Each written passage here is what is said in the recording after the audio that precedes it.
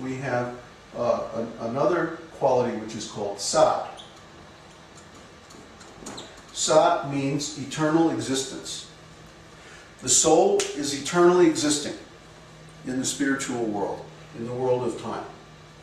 Eternal means no beginning, no end. Only material things have a beginning and an end. Only material things go through changes. The soul doesn't ever change. I was explaining earlier, just like the sky. Sometimes it's clear like it is today, and the sky seems to be in its natural state. But sometimes clouds come, rain comes, smoke or pollution or winds or dust, hail even. Crazy things can happen in the sky. But afterwards, the sky clears up and then it's again in its natural state. So the sky is never affected by the clouds and the rain and other stuff that comes through it. Similarly, consciousness, even though we may have so many experiences of different qualities, the consciousness itself is never affected. The consciousness never changes. Consciousness is the one constant thing that is always the same and is present everywhere. And the proof is that, like we were talking about before, you can postulate the point of view of your consciousness to be actually anywhere, anytime. Time and space, these things, this whole domain, this space-time domain, we have complete freedom within that domain. That's a natural consequence or a natural quality of the soul. And when we become conscious of this domain, then we start to experience these features of the consciousness domain, Sat, Chit, and one more which has to do with possibilities that we call Ananda, bliss.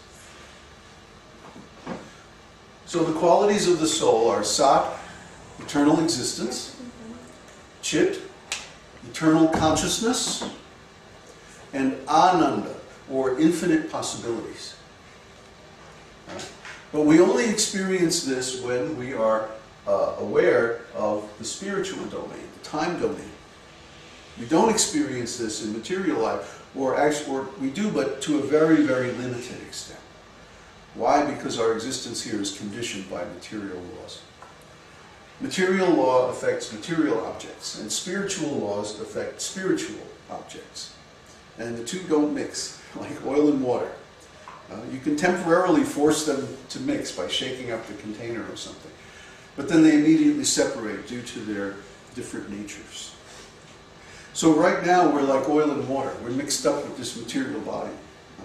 And it's very confusing because the material body functions according to completely different laws than the spiritual body. We have a spiritual body. And the soul is non-different from the spiritual body.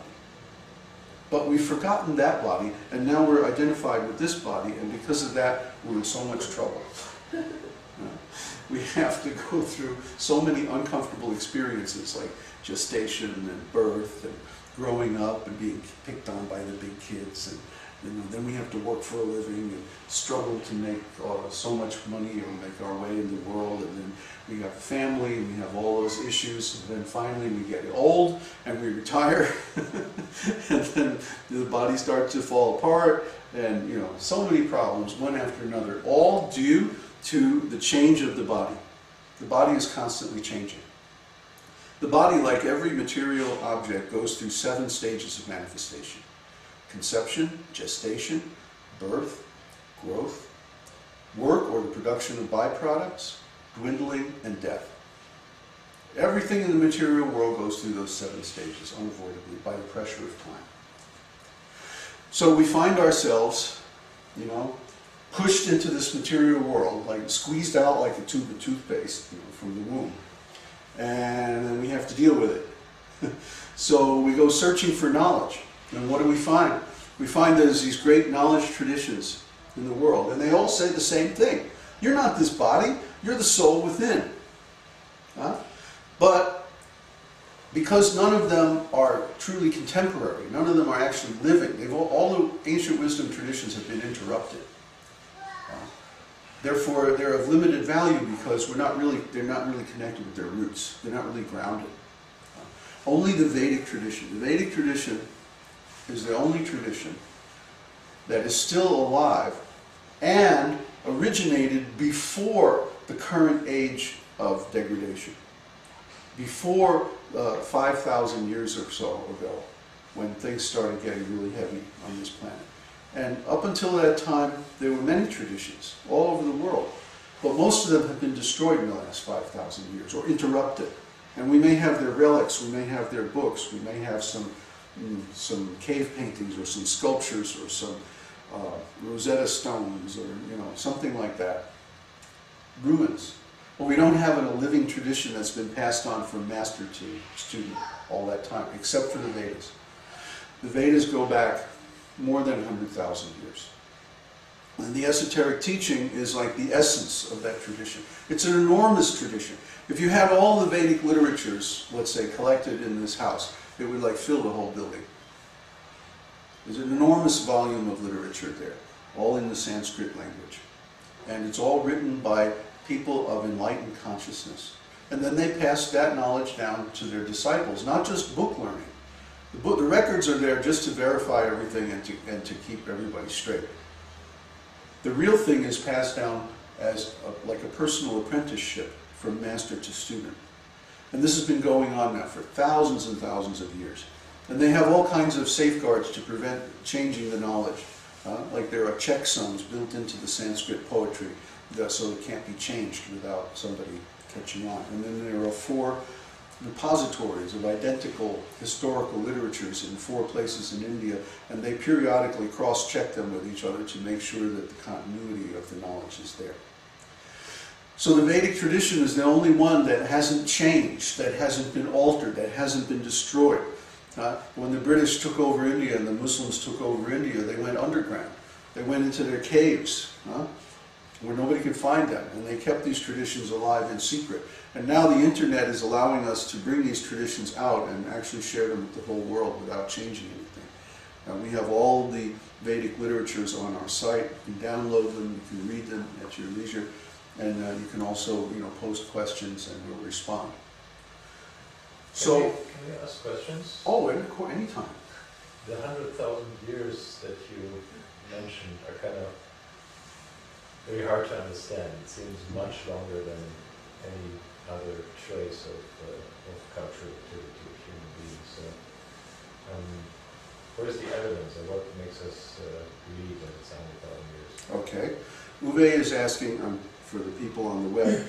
He's saying that 100,000 years seems to be a very long time for any tradition. And where's the evidence that this tradition is correct? Well, there's a lot of evidence. Take, for example, the Ramayana. Ramayana describes the appearance of Lord Ramchandra 1.6 million years ago on this planet. And one of his pastimes was that he built a bridge from India to Lanka with the help of the monkey race, the Vanaras. So nobody knew of this bridge. It seemed like a lost thing until the space shuttles started taking pictures from orbit, and they took a beautiful set of pictures that you could see the remnants of this bridge under the water in the Hormuz Strait between India and Sri Lanka. And subsequently geologists went and examined it, and they estimated that the age was 1.6 million years. So that's there. And then there's what's another good example? The city of Dwarka. The city of Dwarka was Krishna's capital city, and that was supposed to be off the coast of Gujarat, what is now Gujarat. And Gujarat, if you go there, you don't see anything, of course, because the whole city sank. As soon as Krishna left the planet, the city sank under the water. That's described in the scriptures. So, of course, nobody knew where the city was located exactly, but then when side-looking radar came out, they were able to do a scan of the ocean floor, and there's just a huge area of ruins there, an enormous area that precisely matches the description of the location at the mouth of the Saraswati River. However, there's no river there today. So people were saying, no, that couldn't be right because nobody has ever observed the Saraswati River. What is, the possibility that this is the actual location?